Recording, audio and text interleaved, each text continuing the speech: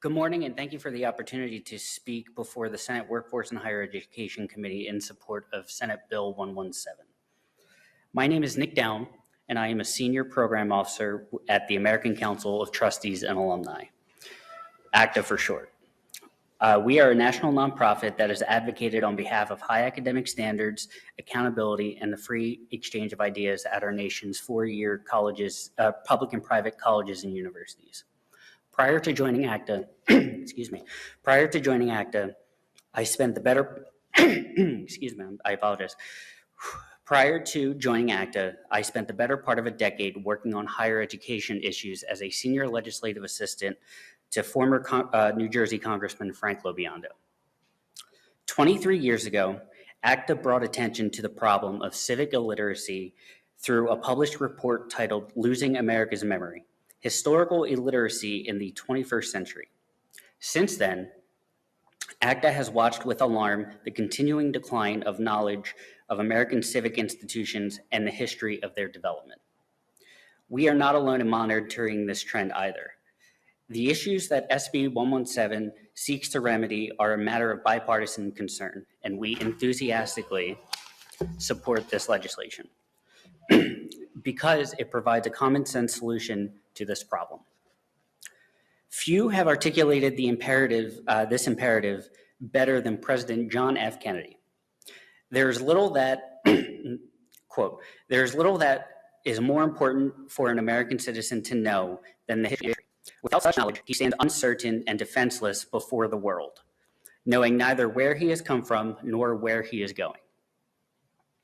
With such knowledge, he is no longer alone, but draws a strength far greater than his own from the cumulative experiences of the past and a cumulative vision of the future." Those words, unfortunately, went unheeded.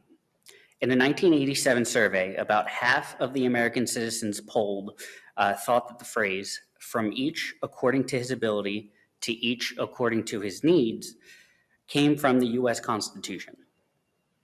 Regardless of what one thinks of that sentiment, it would improve political discourse to identify that quote or that line correctly as classic Karl Marx.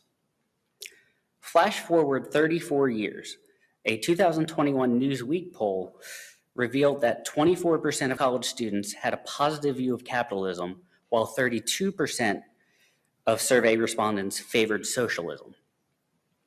Given these survey results, it is no wonder that 3% of the 1,100 plus schools ACTA surveys through our What Will They Learn program require a foundational economics course, and only 18% require a foundational course in American history.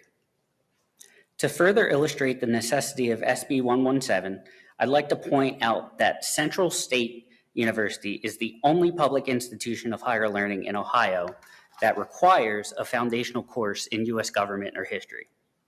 And here are two more alarming data points about college graduates nationwide.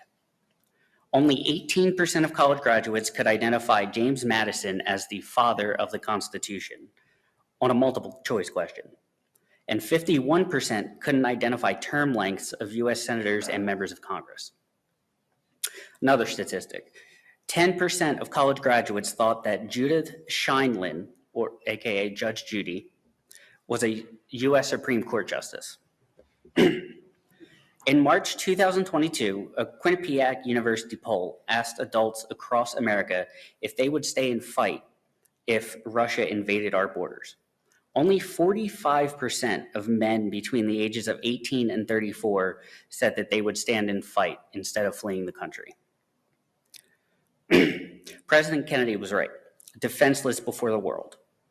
Let us be clear. Ignorance and contempt for our freedoms and civic institutions go hand in hand. Those who do not understand the value of freedom or the price paid to guard it will not have the will to foster and defend it. We have not seen remedies coming from existing university departments. It is noteworthy that the Ohio State University and University of Toledo, the two institutions that would be privileged through SB 117 to receive state funding, an undergraduate could graduate with a major in history without taking a single course in the history of the United States. Thus, it falls to legislators and governors to bring new resources and new voices to campus. Not infrequently, new institutes and centers pride themselves on the intellectual diversity that is so often lacking on the contemporary campus. In 2021, Tennessee Governor Bill Lee called for an institute committed to informed patriotism. The website for the Nascent Center at the University of Tennessee tells us lawmakers from both parties spoke in favor of the institute's mission to strengthen civic education and participation while reviving thoughtfulness, civility, and respect for opposing viewpoints in national discourse. The University of Florida's Hamilton Center will highlight the value of debate and disagreement based on a core commitment to the search for truth and will resist the current push to deplatform, cancel, or professionally destroy those with whom we may disagree. Arizona State University's School of Civic and Economic Thought and Leadership's website reads, "The School of Civic and Economic Thought and Leadership is dedicated to fostering a culture of intellectual diversity to facilitate the open and free contest of ideas that are a foundation to a healthy constitutional democracy." I would like to leave you with a quote from former President George W. Bush. "Our history is not a story of perfection. It is a story of imperfect people working towards great ideals. This flawed nation is also a really good nation, and the principles we hold are the hope of all mankind. When children are given the real history of America, they will also learn to love America. Our founders believed the study of history and citizenship should be at the core of every American's education." Close quote. Members of this committee, I need hardly rehearse the devastating reports of deplatformings and shoutdowns from Yale University to Stanford University that have received national attention just in the last 12 months. Nor do I need to repeat the disheartening statistics of civil illiteracy mentioned earlier in my remarks. We have before us a strong remedy. Senators Serino and McCauley have done a great service in crafting SB117, an act that enthusiastically supports this legislation. Thank you. Thank you, Mr. Down. Appreciate your testimony. Any questions? Yes, Senator Ingram.